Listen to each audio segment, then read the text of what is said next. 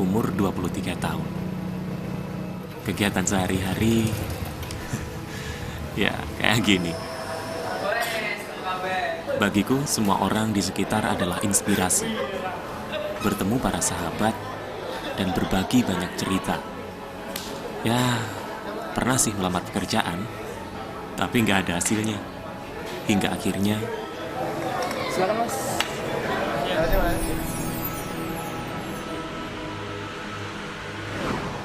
sebagai generasi milenial, aku selalu ingin mencoba sesuatu yang baru. Positive thinking, terus berusaha menjadi yang terbaik, karena kita, generasi milenial, bisa jadi pengusaha. Maksindo. فاسألوا أهل الذكر إن كنتم لا تعلمون.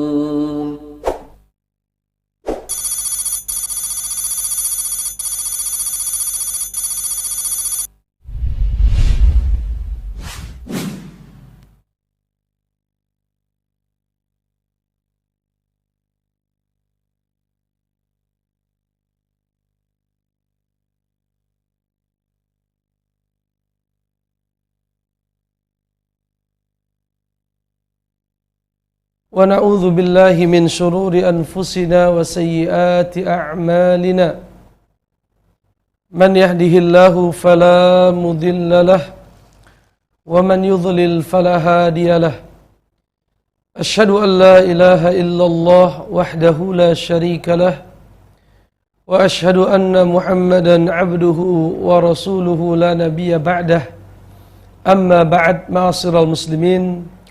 Para pemirsa Niaga TV yang mudah-mudahan diberkahi oleh Allah Subhanahu wa taala. Puji syukur senantiasa kita panjatkan kehadirat Allah Subhanahu wa taala. Salawat dan salam mudah-mudahan tercurah limpahkan keharibaan baginda Rasulullah Muhammad sallallahu alaihi wasallam. Ma'asyiral muslimin, di pagi yang berbahagia ini sebagaimana biasa di rubrik Serambi Nabawi kita akan melanjutkan pembahasan sifat salat. Dan hari ini ma'asyiral muslimin, kita memasuki hadis nomor 249 dari pembahasan kitab Bulughul Maram. Diriwayatkan dari Ibnu Umar radhiyallahu taala anhuma, sesungguhnya Rasulullah sallallahu alaihi wasallam idza qa'ada littasyahhud, apabila Rasulullah duduk tasyahud dalam salat, ada yang duduk tasyahud 2 kali seperti zuhur, asar dan isya, begitupun maghrib, yaitu di rakaat yang kedua atau keempat atau ketiga dalam salat maghrib. Dan ada pula yang tasyahudnya 1 kali sebagaimana di salat-salat yang 2 rakaat seperti salat subuh. Rasulullah sallallahu alaihi wasallam idza qa'ada littasyahhud, apabila beliau duduk tasyahhud, wada'a yadahu al-yusra ala rukbatihi al-yusra, maka beliau pun meletakkan tangan kirinya di atas paha, ya, atau di atas lutut sebelah kirinya. Wal yumna 'alal yumna, dan tangan sebelah kanan diletakkan di atas lutut sebelah kanan. Wa qa'ada 53, dan beliau meletakkan tangannya dalam bentuk 53. Dalam bentuk 53. Ini adalah satu isyarat perhitungan yang digunakan dahulu oleh orang-orang Arab yang menggambarkan bentuk seperti ini, yaitu merapatkan kelingking dan jari manis,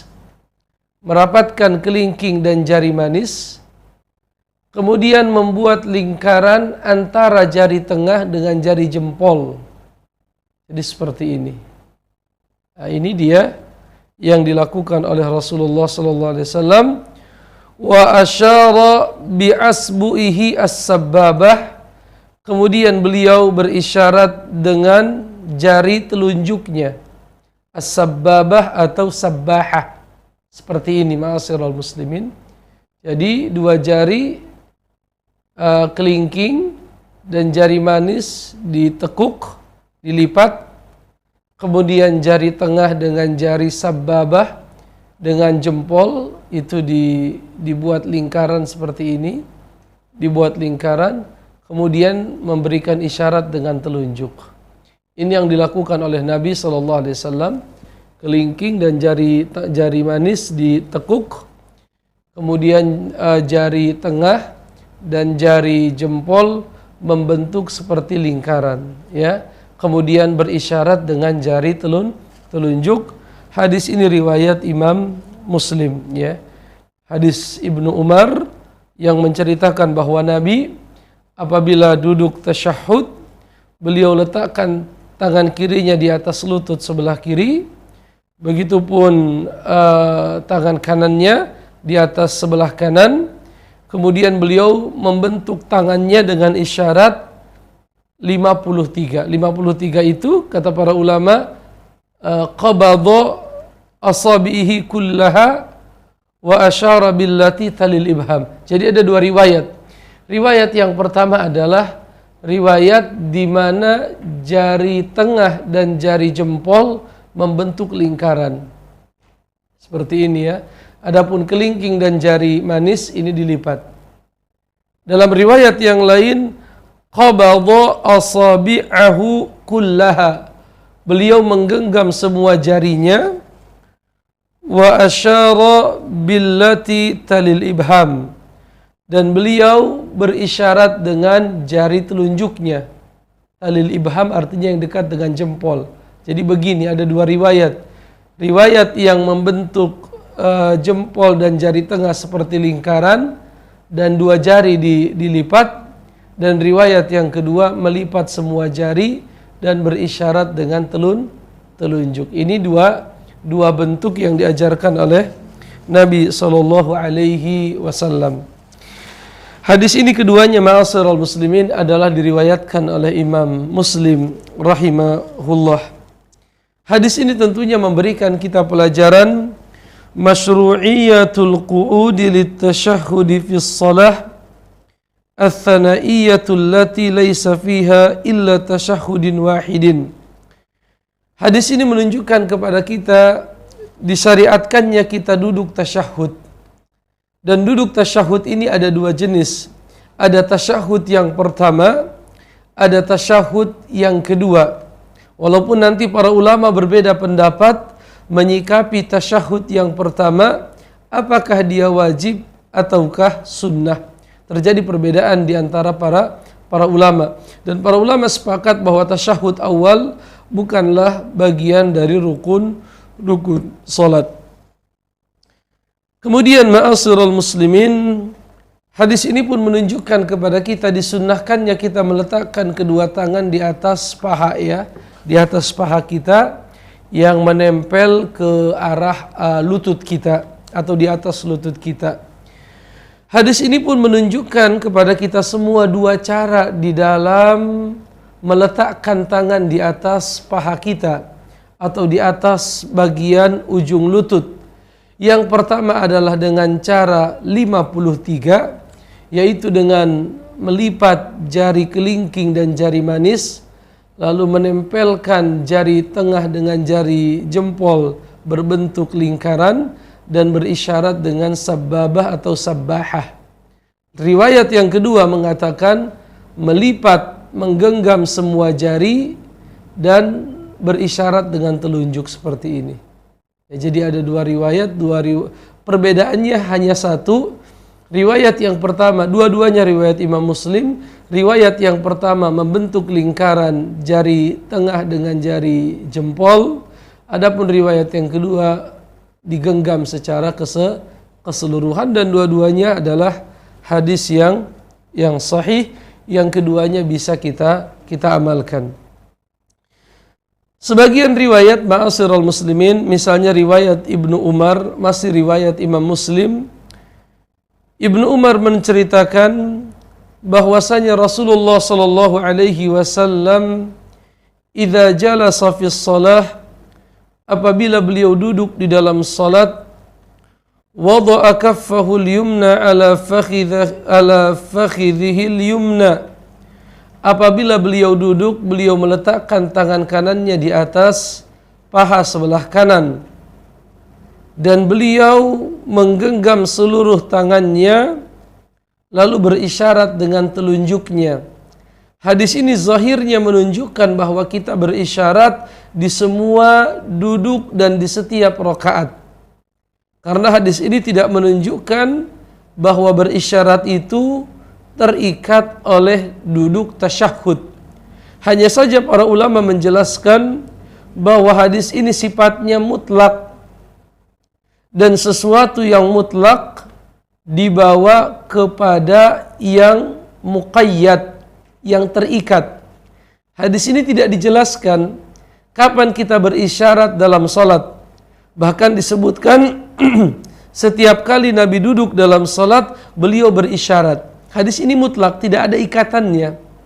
Dan dalam riwayat yang lain disebutkan bahwa itu hanya dilakukan di dalam duduk tasyahud. Jadi kita tidak mengangkat telunjuk setiap kali kita duduk, ya. Tetapi kita mengangkat telunjuk atau berisyarat dengan telunjuk hanya ketika kita berada di tasyahud awal dalam salat yang memiliki 2 tasyahud, atau di tasyahud akhir di dalam salat yang memiliki lebih dari 1 tasyahud. Para ulama ma'asyiral muslimin berbeda pendapat tentang kapan kita disunnahkan untuk mengangkat telunjuk. Jadi para ulama mazhab berbeda pendapat kapan telunjuk kita diangkat, ya, berisyarat saat kita tasyahud. Pendapat yang pertama adalah pendapat Al-Hanafiyah, yaitu pengikut Al-Imam Abu Hanifah, yang berpendapat bahwasanya telunjuk diangkat saat kita membaca La ilaha illallah. Ini pendapatnya siapa? Al-Imam Abu Hanifah, para pengikut mazhab Ahnaf, pengikut Abu Hanifah. Wadzalika inda itsbatil ilahiyyati lillahi ta'ala wa nafyiha amman siwah, yaitu saat kita menetapkan uluhiyah, hak peribadatan hanya untuk Allah, dan saat kita menafikan peribadatan kepada selain Allah. Dan penetapan sifat ilahiyah itu muncul di kalimat La ilaha illallah. Jadi menurut mazhab Hanafi, kita mengangkat telunjuk kita adalah saat kita membaca La ilaha illallah. Ini pendapat yang kedua. Ini pendapat yang pertama. Dan dalil mereka adalah hadis Ibnu Zubair riwayat Imam Muslim yang mengatakan bahwa iqtasara al-isyarah bis-sabbabah. Rasulullah hanya berisyarat dengan telunjuknya saja. Ya, hanya berisyarat dengan telunjuknya saja. Wa dhahaba al-malikiyatu ila anna al-mustahab an yadima tahrika as-sabbabah tahrikan wasatan. Adapun Imam Malik berpendapat bahwa yang dianjurkan adalah menggerakkan jari telunjuk terus-menerus dengan gerakan yang sedang. Artinya tidak terlalu lambat dan tidak terlalu cepat. Jadi sejak awal kalau dalam mazhab Malikiyah yaitu menggerakkan sababah jari tengah. Wa yakunu min awwalit tasyahhudi ila akhirih. Dan ini dilakukan dari awal tasyahud sampai akhir, yaitu berisyarat dengan telunjuk dengan menggerakkannya tidak terlalu kencang dan tidak terlalu lambat, sedang. Ya, Ini dalam mazhab Malikiyah. Adapun dalil mereka ma'asyiral muslimin adalah hadis Wa'il ibni Hujrin berkata, Ra'aitu Rasulullah sallallahu alaihi wasallam qabada ithnaini min asabi'ih. Aku melihat Nabi sallallahu alaihi wasallam melipat dua jarinya, yaitu jari kelingking dan jari manis dilipat, ya. Wa hallaqa halqatan. Kemudian beliau membentuk lingkaran, yaitu antara jari tengah dengan jari jempol beliau. Thumma rafa'a isba'ahu. Kemudian aku melihat Rasulullah mengangkat jari telunjuknya. Fara'aituhu yuharrikuha wa yad'u biha. Dan aku melihat beliau menggerakkan jarinya dan berdoa bersamaan dengan beliau menggerakkan jarinya. Jadi dalam mazhab Maliki, ya, menggerakkan jari dengan cara yang halus, ya. Kelingking dilipat, jari manis dilipat, jari telunjuk, jari tengah dan jari jempol membentuk lingkaran, dan jari tengah terus menerus bergerak. Ini dalam mazhab siapa? Imam Malik. Hadis yang baru saja kita baca adalah riwayat Ahmad, riwayat Nasai, dan ketika mengomentari hal ini Al-Baihaqi rahimahullah berkata, yahtamilu ay yakuna muraduhu bitahrik al-isyaratu biha. Dan bisa saja, kata beliau, yang dimaksud dengan menggerakkan di dalam hadis ini adalah berisyarat dengan telunjuk, bukan menggerakkannya terus-menerus. Kata siapa? Kata Al-Imam Al-Baihaqi. La takriru tahrikiha. Bukan menggerakkannya terus-menerus. Hal ini, kata beliau, hatta la yata'arad ma'a hadithi Abdullah ibn Zubair. Agar riwayat Wa'il ibn Hujr ini tidak bertentangan dengan riwayat yang lain. Artinya kalau kita pahami riwayat Wa'il ibn Hujr yang mengatakan terus-menerus menggerakkan, artinya menggerakkan terus-menerus, ini akan bertentangan dengan hadis dari Abdullah ibn Zubair, riwayat Abu Daud yang mengatakan yushiru bis sababah. Nabi berisyarat dengan jari telunjuknya, wala yuharrikuha, dan Nabi tidak menggerakkan jarinya. Jadi kata Imam Al-Baihaqi, agar hadis Wa'il ibn Hujr tidak bertentangan dengan riwayat yang lain, ya, maka yang dimaksud dengan yuharrikuha, Nabi menggerakkan telunjuknya, bukan bergerak terus-menerus, tetapi berisyarat dengan telunjuk. Ini pendapat siapa? Imam Al-Baihaqi ketika mengomentari dalilnya Malikiyah. Kemudian ma'asyiral muslimin, pendapat yang ketiga. Jadi pendapat yang pertama adalah pendapat Abu Hanifah yang mengatakan berisyarat ketika mengucapkan la ilaha illallah. Pendapat yang kedua, pendapat Malikiyah yang mengatakan berisyarat sejak awal, dari pertama kita mengucapkan at-tahiyatu lillahi wassalawatu thayyibatu lillah sampai akhir, ya.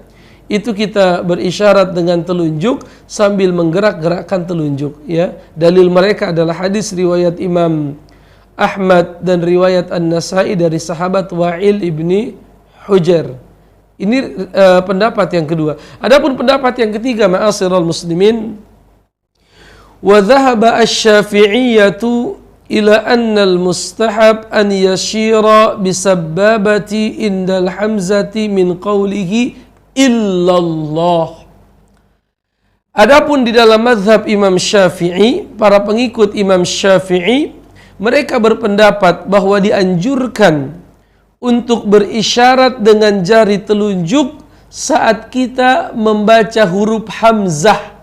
Huruf hamzah, ya, huruf hamzah di dalam kalimat illallah. Jadi bukan la ilaha, tetapi kalau dalam mazhab Abu Hanifah dari kalimat la ilaha illallah. Tapi di dalam mazhab Imam Syafi'i adalah ketika mengucapkan illallah. Jadi isyarat telunjuk dikeluarkan atau diangkat ketika membaca illallah. Itu di dalam mazhab Imam Syafi'i. Lianna hadha huwa mautinul isyarati ila tauhid. Karena kata illallah itulah ya di dalamnya ada isyarat ke dalam makna tauhid. Ya. Fayajma'u fi dzalika bainal qawli wal fi'li. Maka dengan perbuatan itu kita bisa menggabungkan antara ucapan dengan perbuatan. Illallah artinya hanya Allah, itu dengan lisan, dan kita mengangkat jari kita saat itu, maka kita menggabungkan antara lisan dengan perbuatan. Ini di dalam apa? Mazhab Imam Asy-Syafi'i. Adapun dalil mereka adalah riwayat Ibnu Umar dari hadis riwayat Imam Muslim, wa asyara bi usbu'ihi allati talil ibham. Kemudian Nabi berisyarat, yaitu mengangkat telunjuknya, mengangkat jari yang dekat dengan jempol, yaitu mengangkat telunjuk. Adapun pendapat yang keempat, ma'asyiral muslimin, tentunya pendapat yang ketiga yang paling banyak diamalkan di negeri kita, yaitu pendapat Imam Asy-Syafi'i. Dan sebagian mengamalkan pendapat Imam Malik dan juga pendapat Imam Ahmad yang mengangkat tangan ketika membaca Allah. Ini pendapat Imam Ahmad. Mari kita baca. Wa dhahabal hanabilatu, adapun Imam Ahmad ya pengikut Hanabilah berpendapat istihbabul isyarati bis sababati fi tashahhudi fi kulli marratin inda dzikri lafzillah, yaitu disunnahkan berisyarat dengan telunjuk di dalam tasyahud setiap kali kita membaca lafaz Allah. Jadi at-tahiyatu lillah kita berisyarat, ya, wat-thayyibatu lillah kita berisyarat. Ya, begitu setiap kali kita membaca lafaz Allah kita berisyarat. Itu di dalam mazhab apa? Di dalam mazhab Ahmad bin Hanbal. Begitupun ma'asyiral muslimin, para ulama berbeda pendapat tentang posisi duduk ketika kita tasyahud. Jadi selain para ulama berbeda pendapat tentang kapan kita tasyahud, sebagian berpendapat tasyahud ketika membaca la ilaha illallah itu adalah pendapatnya pengikut Abu Hanifah. Ada lagi yang mengatakan dari awal sampai akhir kita berisyarat, itu pendapatnya Imam Malik. Ada lagi yang mengatakan ketika membaca illallah, itu pendapatnya Imam Syafi'i yang banyak diamalkan di negeri kita. Ya. Dan yang keempat adalah pendapatnya Imam Ahmad, berisyarat setiap kali dalam tasyahud kita membaca lafaz Allah. Ya, menggabungkan amalan lisan dengan amalan badan, yaitu jari. Selain para ulama berbeda pendapat di dalam permasalahan kapan kita mengangkat jari telunjuk dalam tasyahud, begitupun para ulama berbeda pendapat fi hayatil julus, di dalam menjelaskan posisi duduk atau bentuk duduk tasyahud.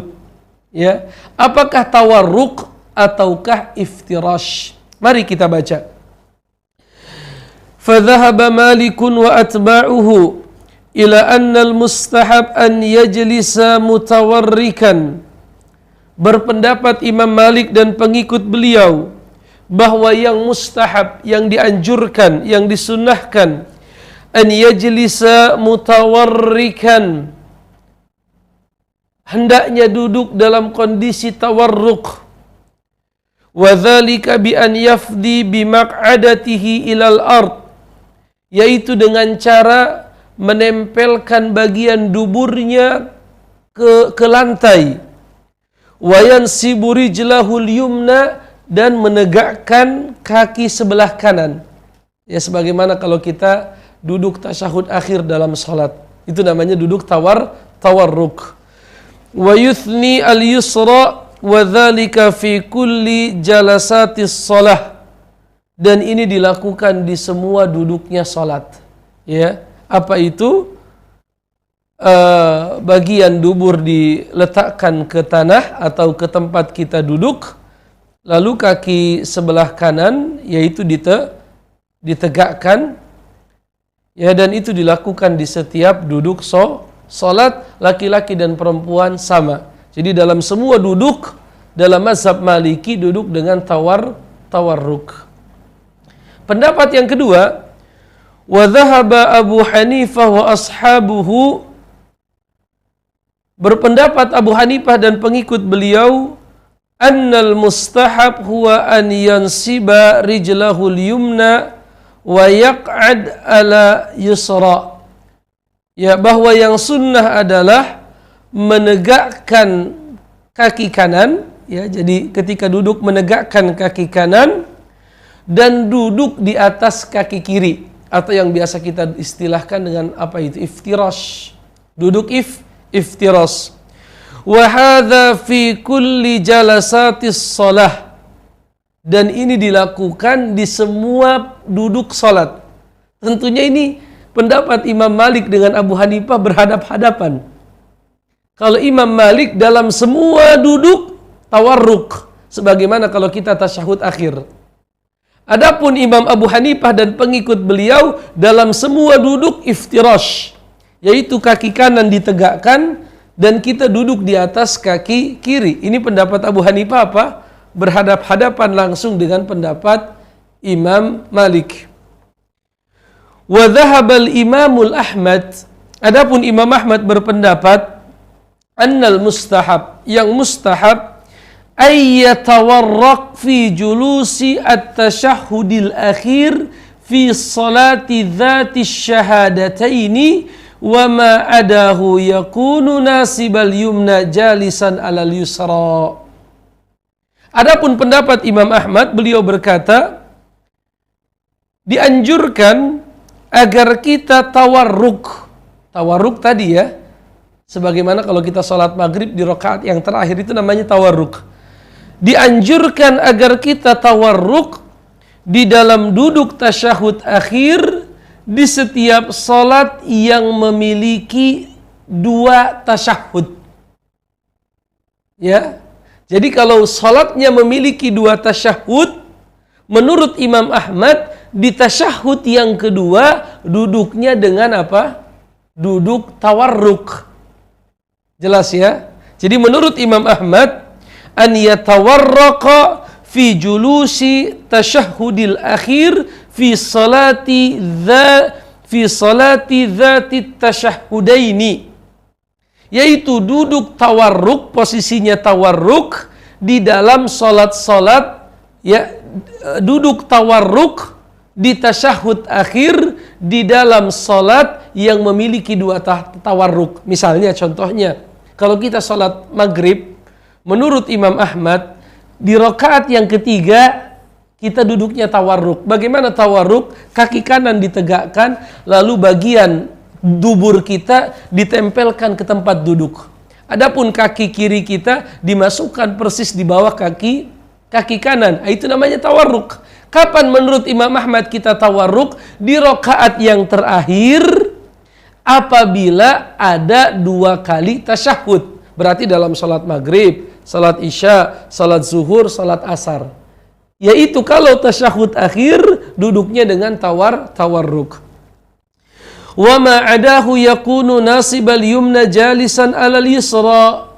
Tetapi selain daripada tasyahud akhir, misalnya salat subuh ya, tasyahudnya cuma satu kali, maka duduknya adalah dengan cara iftirash. Jelas ma'asyiral muslimin? Jadi kalau Imam Ahmad merinci, bagaimana rinciannya? Salat terbagi menjadi dua kalau dilihat dari tasyahud. Ada salat yang memiliki dua tasyahud, zuhur, asar, maghrib, isya. Ini semua memiliki dua tasyahud. Bagaimana kalau salatnya ada dua tasyahud? Kalau ada dua tasyahud, rakaat yang pertama adalah dengan iftirash, dan rakaat tasyahud yang pertama dengan iftirash, dan tasyahud yang kedua dengan tawarruk. Lalu bagaimana kalau salatnya hanya memiliki satu tasyahud? Contohnya salat subuh dan salat-salat sunnah yang lain. Maka beliau berkata, kalau hanya satu tasyahud, maka duduknya adalah duduk iftirash. Misalnya salat subuh, tasyahudnya cuma satu kali, maka dalam pendapat Imam Ahmad, duduknya bukan tawarruk, tapi duduknya adalah iftirash. Ini pendapat yang ketiga. Pendapat yang terakhir adalah pendapat Imam Syafi'i. Wa dhahaba al-Imam Syafi'i ila annahu yatawarraq fi kulli tashahhudi akhirin mutlaqan. Sawa'un kanat as-salatu thunaiyah aw akthar. Adapun Imam Syafi'i berpendapat setiap tasyahud yang terakhir duduknya tawarruk. Jadi mirip dengan mazhab Imam Ahmad. Yang membedakan Imam Syafi'i dengan Imam Ahmad hanya di dalam salat subuh saja. Yaitu di dalam salat subuh, Imam Ahmad berkata iftirash, sedangkan Imam Syafi'i tawarruk. Jadi kalau Imam Syafi'i sederhana, setiap rakaat yang terakhir tawarruk, itu Imam Syafi'i. Tapi kalau Imam Ahmad dirinci, kalau salatnya lebih dari 2 kali, lebih dari 1 kali tasyahud, maka yang terakhirnya tawarruk. Tapi kalau salatnya hanya 1 tasyahud, menurut Imam Ahmad, duduknya adalah iftirash. Ternyata begitu luas, ma'asyiral muslimin, pembahasan fikih ya. Oleh karenanya kita hendaknya selalu mendoakan para ulama. Ya rahimahumullahu jami'an. Mudah-mudahan Allah merahmati mereka yang telah berkhidmat untuk agama kita. Ya, mendalami hadis-hadis Rasulullah sallallahu alaihi wasallam, lalu mengeluarkan dalil-dalil dari kitab-kitab, kemudian menjelaskannya kepada kita agar mudah kita pahami. Dan setelah kita membahas hal yang seperti ini, kita menjadi lebih lapang dada kita. Dada kita menjadi terbuka. Kenapa dada kita terbuka? Karena kita menjadi dewasa di dalam melihat perselisihan, perbedaan dalam tata cara melaksanakan ibadah. Mudah-mudahan Allah berikan kita istiqamah dalam menuntut ilmu. Jangan kemana-mana, kita kembali setelah beberapa iklan berikut ini.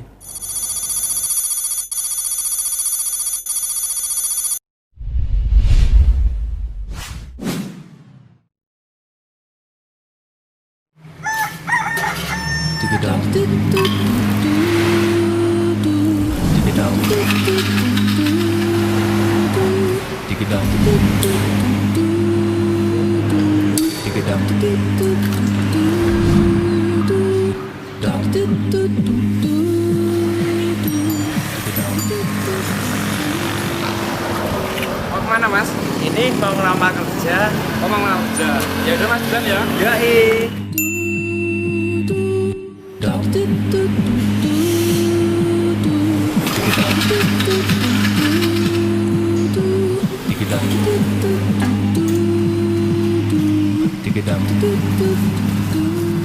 Mau berangkat kerja ya mas? Ini mau kirim lamaran karena cari kerja sulit mas. Yang sabar ya mas. Tetap semangat. Oke, sudah ya mas. Ya motor baru tuh.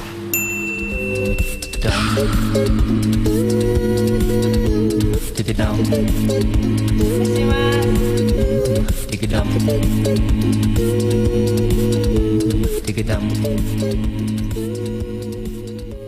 Maxindo, mesinnya pengusaha sukses.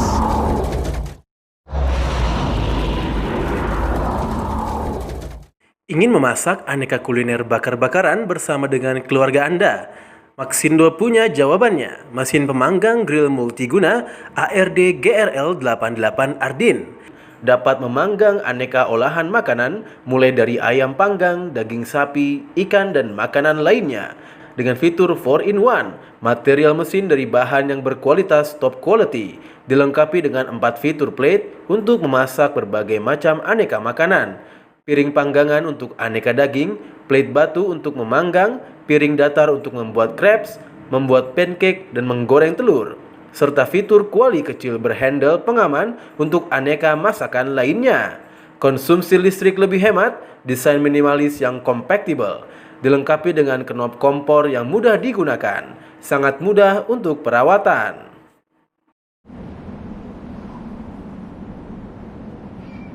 Dapatkan produk ini di toko mesin Maxindo terdekat di kota-kota Anda.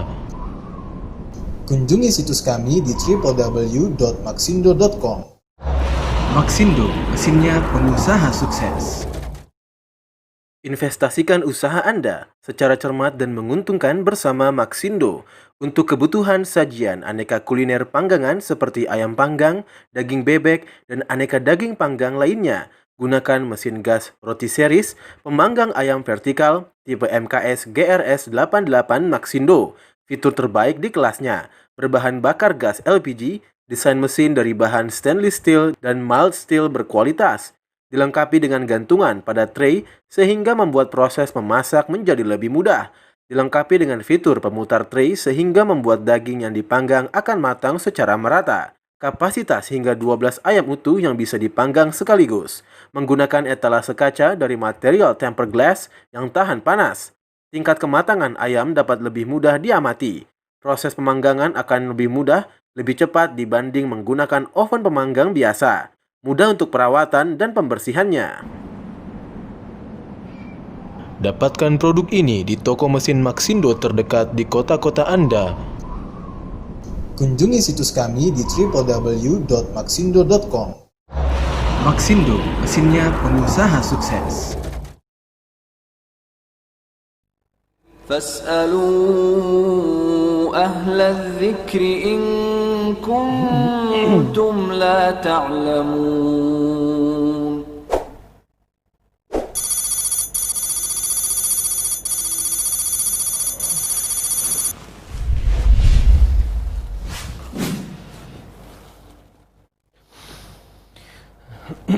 Bismillahirrahmanirrahim. Alhamdulillah wassalatu wassalamu ala Rasulillah wa ala alihi wa sahbihi wa mawalah, amma ba'd.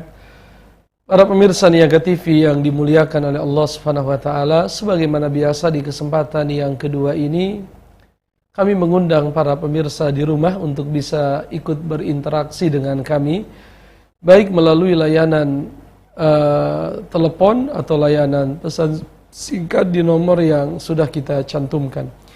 Ada penelepon yang masuk, hamba Allah di Bengkulu. Coba kita angkat. Assalamualaikum. Waalaikumsalam Ustaz, hamba Allah di Bengkulu. Masya Allah. Silahkan Ibu.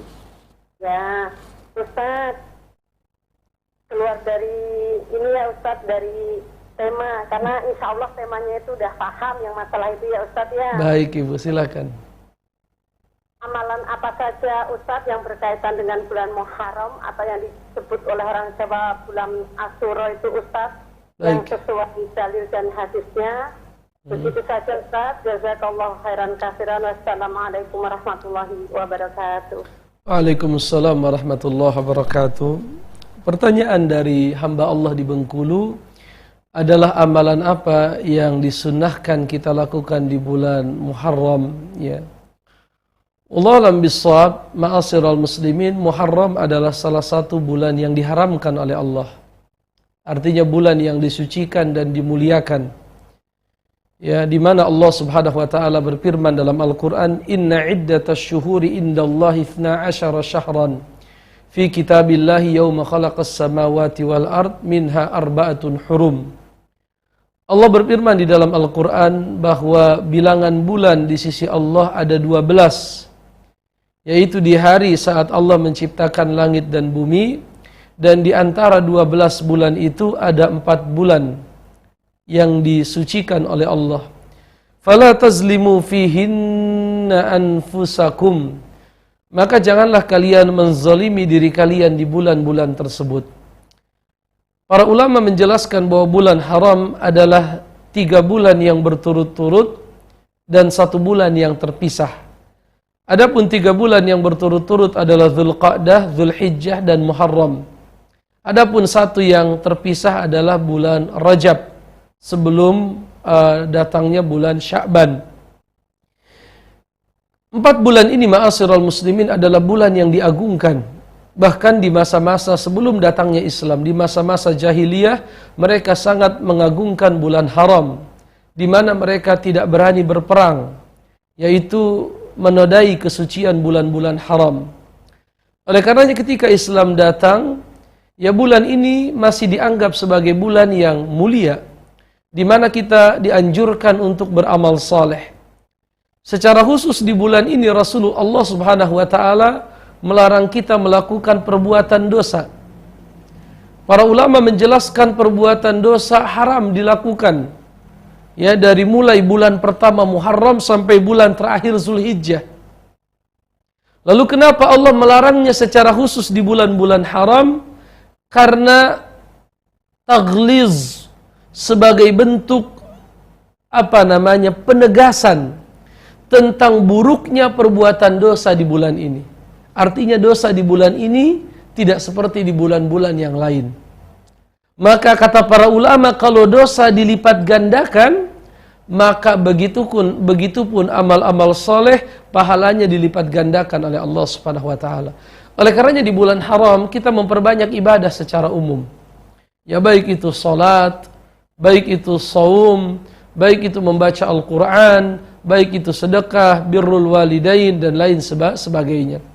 Dan secara khusus dalam riwayat bahwa Nabi SAW ketika beliau hijrah ke Madinah, beliau mendapatkan orang-orang Yahudi berpuasa di tanggal 10 Muharram. Maka Rasulullah SAW bertanya kepada orang-orang Madinah, kenapa mereka berpuasa di tanggal 10? Maka mereka berkata bahwa orang-orang Yahudi bersyukur bahwa di tanggal 10 Muharram Allah Subhanahu wa taala menyelamatkan Musa alaihissalam dari kejaran Fir'aun, yaitu Fir'aun ditenggelamkan di Laut Merah sedangkan Nabi Musa diselamatkan oleh Allah. Mendengar hal ini Nabi Muhammad berkata, "Nahnu aula bi Musa minhum." Kita ini lebih aula, lebih utama, lebih dekat ke Nabi Musa daripada orang Yahudi. Karena kenapa? Mereka tidak mentauhidkan Allah. Sedangkan kita sama dengan Nabi Musa mentauhidkan Allah Subhanahu wa taala, beribadah kepada Allah. Maka beliau memerintahkan para sahabat untuk berpuasa di tanggal 10 Muharram, puasa Asyura.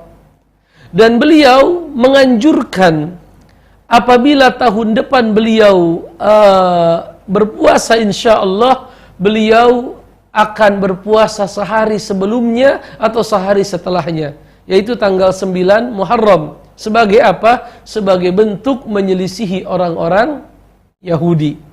Ya, jadi kalau orang-orang Yahudi hanya berpuasa tanggal 10-nya saja, adapun kita umat Muhammad sallallahu alaihi wasallam dianjurkan puasa satu hari sebelumnya atau puasa satu hari setelahnya. Artinya tanggal 9, 10 atau 10, 11 ya. Dan ini hukumnya sunnah, keutamaannya disebutkan oleh Rasulullah, dengannya dosa kita diampuni satu tahun yang lalu.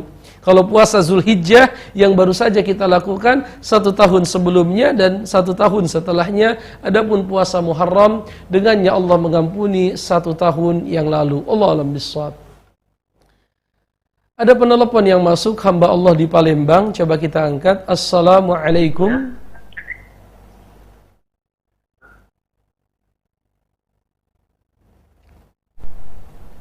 Assalamualaikum. Baik, sepertinya ada kendala teknis. Assalamualaikum Ustaz. Waalaikumsalam warahmatullah. Silahkan Pak. Ustaz, saya mau tanya, ini apakah ada ya Ustaz salat sunnah wudu? Ya, itu saja Ustaz. Apakah ada? Mohon maaf, diulang Pak, diulang. Apakah ada Ustaz yang salat sunnah wudu? Karena ada banyak yang mengatakan ada yang tidak ada yang ada. Baik. Untuk salat wudu. Itu saja Ustaz. Baik. Assalamualaikum warahmatullahi wabarakatuh. Allah alam bisawab ya. Hadisnya jelas, hadis Utsman bin Affan. Ya, hadisnya riwayat Bukhari dan Muslim kalau saya tidak salah, sudah kita bahas sebelumnya bahwa Utsman da'a biwudu'in. Utsman ibnu Affan meminta air untuk berwudu. Kemudian beliau mencontohkan bagaimana Nabi SAW berwudu. Lalu selesai berwudu, beliau berkata, "Man tawadda'a mithla wudu'i hadza." Ya, siapa yang berwudu sebagaimana wuduku ini, yaitu wudu seperti wudu Rasulullah, kemudian dia salat 2 rakaat, maka diampunilah dosa-dosanya yang telah berlalu. Jadi ada salat sunnah ba'dal wudu. Ya, salat sunnah ba'dal wudu. Dan Rasulullah SAW membenarkan perbuatan Bilal bin Rabah yang beliau senantiasa menjaga wudu dan salat sunnah setelah wudu. Jadi ada salat sunnah setelah wudu berdasarkan hadis Utsman bin Affan dan hadisnya Bilal ibnu Rabah radhiyallahu taala an. Allah alam bissawab. Pertanyaan dari pesan singkat. Assalamualaikum warahmatullahi wabarakatuh. Apa saja niat salat yang wajib pada saat akan salat? Yang kedua, bolehkah ketika kita i'tidal kita membaca Rabbana walakal hamd hamdan katsiran tayyiban mubarakan alaih kama yuhibbu rabbuna wa yardah. Coba kita ulang pertanyaannya tadi. Assalamualaikum warahmatullahi wabarakatuh. Apa saja niat salat yang wajib pada saat akan salat? Ini pertanyaannya saya tidak mengerti. Apa saja niat salat yang wajib ketika akan salat? Niat adalah bagian dari salat. Dan orang yang tidak berniat, ya dia tidak mendapatkan pahala. Innamal a'malu bin niat. Amal itu adalah tergantung niatnya. Walaupun nanti para ulama dalam masalah salat terbagi menjadi dua, yaitu terkait dengan hukum talaffuz bin niat. Ada yang mengatakan bahwa talaffuz bin niat ini sunnah, dan ada yang mengatakan bahwa tidak disunnahkan talaffuz bin niyah.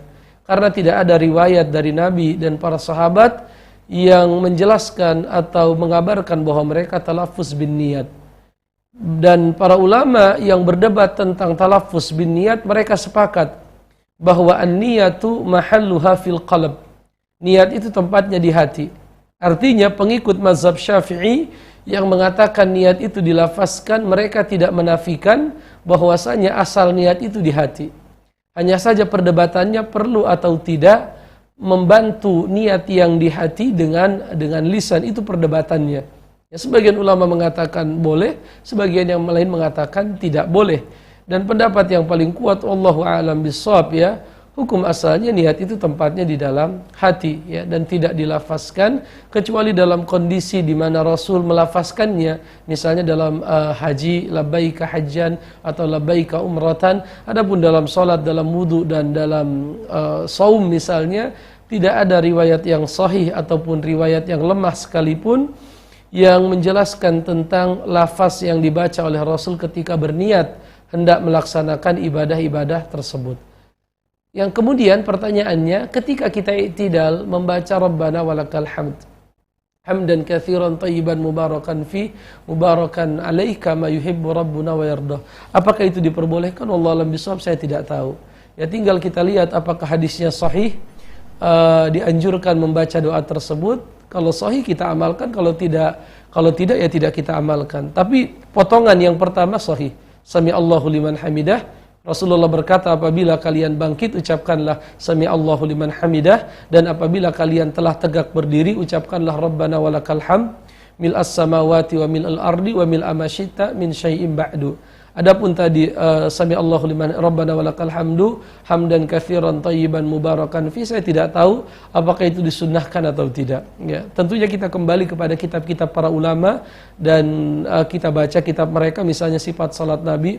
Syekh Albani rahimahullah mengumpulkan hadis-hadis terkait dengan salat. Apabila hadisnya sahih kita amalkan, dan apabila tidak ada dalilnya, hukum asalnya salat adalah tauqifi, baik bacaan ataupun gerakannya. Tauqifi artinya harus sesuai dengan tuntunan Nabi SAW, tidak boleh ditambah dan tidak boleh dikurangi, kecuali dalam gerakan-gerakan yang lapang seperti dalam sujud di mana kita diperintahkan berdoa, ataupun setelah tasyahud kita diperintahkan berdoa, ya bebas berdoa dengan apa yang kita inginkan. Allah a'lam bishawab.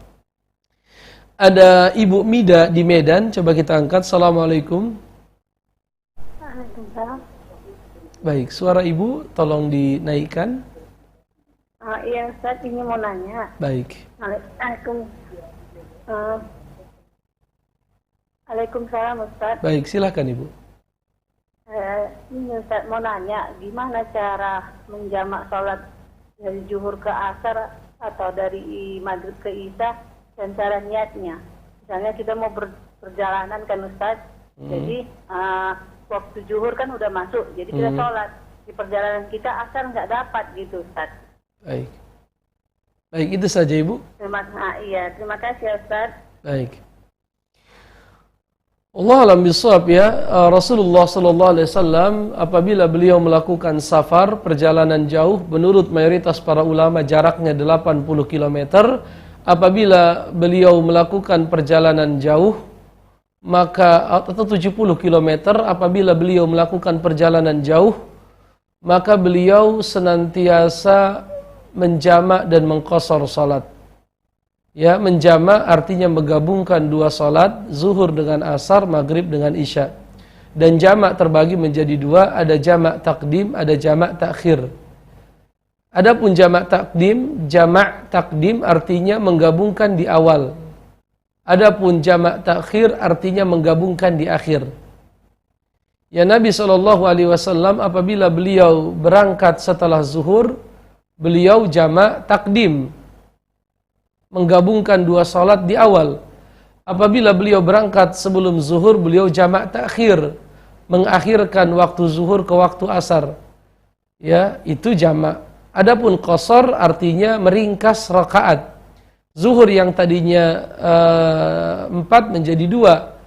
Asar yang tadinya 4 menjadi 2. Isya yang tadinya 4 menjadi 2. Adapun maghrib tetap 3. Lalu bagaimana caranya? Misalnya ibu berangkat dari Medan, misalnya berangkat ke Bukit Tinggi misalnya, ke Sumatera Barat. Ibu berangkat jam 11 siang, maka ketika ibu naik bis, misalnya bis itu berhenti di jam 2. Ya, bisnya berhenti di jam 2. Maka ibu pergi menuju musolla melaksanakan salat. Apa yang ibu lakukan? Ibu takbiratul ihram salat 2 rakaat berniat salat zuhur. 2 rakaat berniat salat zuhur. Jadi berniat di hati salat zuhur 2 rakaat, ya Allah aku niat salat zuhur 2 rakaat jamak qashar. Maka kita takbirat Allahu akbar. Selesai 2 rakaat kita salam, ya salam. Lalu kita berdiri lagi, lalu takbiratul ihram dengan niat ingin melaksanakan salat asar, ya jamak qashar 2 rakaat, Allahu akbar. Dan niat tempatnya di hati. Ya Allah, saya berniat menjamak salat asar 2 rakaat, Allahu akbar. Ya. Begitu tata caranya. Dan boleh juga misalnya ibu katakan kita insya Allah sampai di pemberhentian jam 4. Maka ibu belum sholat zuhur, jam 4 sore bisnya berhenti di pemberhentian. Maka ibu menuju musolla sama seperti seandainya ibu sholat yang sebelumnya, sama seperti yang sebelumnya. Sholat dulu zuhur 2 rakaat, baru asar 2 rakaat. Jadi jamak ini tidak merusak urutan salatnya. Urutan salatnya tetap zuhur dulu baru asar. Hanya saja waktunya saja yang berbeda. Kadang asar dilakukan di waktu zuhur, atau zuhur itu dilaksanakan di waktu asar. Begitupun di dalam maghrib dan isya. Bedanya kalau maghrib isya, maghribnya 3 rakaat, isyanya 2 rakaat. Dan para ulama mengatakan bahwa menjamak dan mengqashar dalam safar itu lebih utama daripada kita menyempurnakan salat. Karena memang Nabi SAW senantiasa menjamak dan mengqashar ketika beliau safar. Ya Allah alam bisawab. Pertanyaan yang selanjutnya, Assalamualaikum Waalaikumsalam warahmatullah. Bagaimana duduk tasyahud pada salat witir? Dan bagaimana pula cara duduk tasyahud bila kita yang masbuk di rakaat kedua atau ketiga salat 4 rakaat? Allah alam bisawab ya. Kalau kita mengambil mazhab Imam Syafi'i, Imam Syafi'i berpendapat sederhana. Bagaimana pendapat Imam Syafi'i? Kalau kita berada di tasyahud akhir, baik salat yang 1 tasyahud seperti subuh atau yang lebih dari 1 tasyahud seperti maghrib dan isya, pada prinsipnya setiap tasyahud akhir itu tawarruk. Ini pendapat Imam Syafi'i. Artinya, mau itu sholat tahajud, mau itu sholat duha, mau itu sholat witir. Kalau itu rakaat yang terakhir, menurut Imam Syafi'i kita duduknya tawarruk. Adapun menurut Imam Ahmad bin Hanbal, beliau membagi sholat menjadi 2. Salat yang memiliki lebih dari satu tasyahud seperti maghrib, isya, zuhur, asar, dan salat yang hanya memiliki satu tasyahud. Misalnya apa? Salat subuh. Di dalam salat yang memiliki satu tasyahud duduknya iftirash, yaitu kita duduk di atas kaki sebelah kiri dan kita tegakkan kaki sebelah kanan. Adapun di salat yang lebih dari satu tasyahud, pendapatnya sama dengan Imam Syafi'i, duduknya tawarruk. Oleh karenanya kalau pertanyaannya salat witir ya, salat witir duduknya duduk apa? Allah alam bisawab, hukumnya di situ satu tasyahud ya, satu tasyahud, maka duduknya iftirash kalau dalam mazhab Imam Ahmad. Dan duduknya tawarruk kalau itu dalam mazhab Imam Syafi'i. Adapun tadi pendapat Imam Abu Hanifah, dalam semua posisi duduk iftirash. Itu pendapatnya Imam Abu Hanifah. Ya, dan kita mengamalkan apa yang umum di masyarakat kita ya, dan Imam Syafi'i pun memiliki dalil yang kuat. Sebagaimana sudah kita bahas sebenarnya di dalam bab sebelumnya kaitannya dengan masalah duduk tasyahud. Allah alam bissawab. Pertanyaan yang ketiga, Assalamualaikum Waalaikumsalam warahmatullahi wabarakatuh. Jika makmum masbuk di rakaat 1, imam sudah membaca Al-Fatihah, boleh nggak membaca doa iftitah? Terima kasih banyak. Allah alam bissawab ya. Hendaknya kalau kita memasuki jamaah sedangkan imam sedang membaca Al-Fatihah ya, apa yang harus kita baca? Yang kita baca Al-Fatihah, bukan iftitah. Karena iftitah ini sunnah. Adapun Al-Fatihah rukun. Jadi bahkan ketika imam sedang membaca surah, kita masuk ke dalam salat, tetap yang kita baca Al-Fatihah. Dan ini pendapat Imam Syafi'i, bahwasanya iftitah tetap dibaca baik dalam salat jahriyah atau salat sirriyah. Berdasarkan hadis Nabi SAW, la salata liman lam yaqra bi fatihatil kitab. Tidak ada salat bagi orang yang tidak membaca Al-Fatihah. Adapun riwayat yang mengatakan qiraatul imam, qiraatul makmum, dijelaskan oleh para ahli hadis bahwa riwayat itu adalah riwayat yang lemah. Riwayat itu adalah riwayat yang lemah. Artinya kita salatnya sah kalaupun kita tidak membaca iftitah. Tetapi salat kita diperdebatkan oleh para ulama sah atau tidaknya. Ini konteksnya salat berjamaah ya, apabila tidak membaca Al-Fatihah. Maka yang lebih selamat tetap membaca Al-Fatihah baik dalam salat sirriyah ataupun dalam salat jahriyah. Dalam salat sirriyah tentunya para ulama sepakat kita membaca Al-Fatihah. Perdebatannya dalam salat jahriyah seperti maghrib, isya dan subuh, apakah masih perlu kita membaca Al-Fatihah? Pendapat yang paling kuat masih perlu kita membaca Al-Fatihah, bahkan rukun. Allah alam bissawab. Pertanyaan yang keempat dari pesan singkat, Assalamualaikum warahmatullahi wabarakatuh. Waalaikumsalam warahmatullahi wabarakatuh. Rasulullah tidak pernah mencontohkan untuk melafazkan niat, baik itu niat ketika sholat, puasa dan lain. Lantas dari manakah muncul tuntunan niat di Indonesia? Kalau memang tidak pernah ada hadis yang meriwayatkan itu semua, apakah itu karangan dari seorang alim ulama dari Indonesia? Allah alam bissawab. Itu bukan hanya di Indonesia, tetapi itu adalah pendapat di dalam mazhab Imam Asy-Syafi'i. Dan mereka mengatakan itu bukan sesuatu yang wajib atau sesuatu yang rukun, tetapi sesuatu yang mustahab, sesuatu yang bahkan mereka tidak mengatakan sunnah, tapi mustahab, dianjurkan. Ya, tentunya ketika ulama berpendapat seperti ini, mereka memiliki dalil. Ya, misalnya mereka berdalil bahwasanya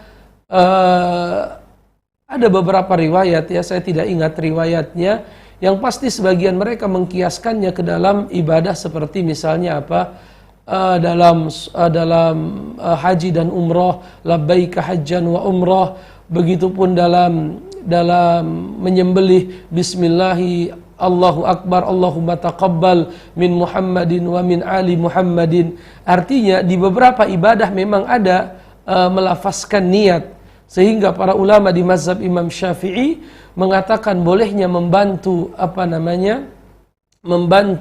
hati dengan lisan.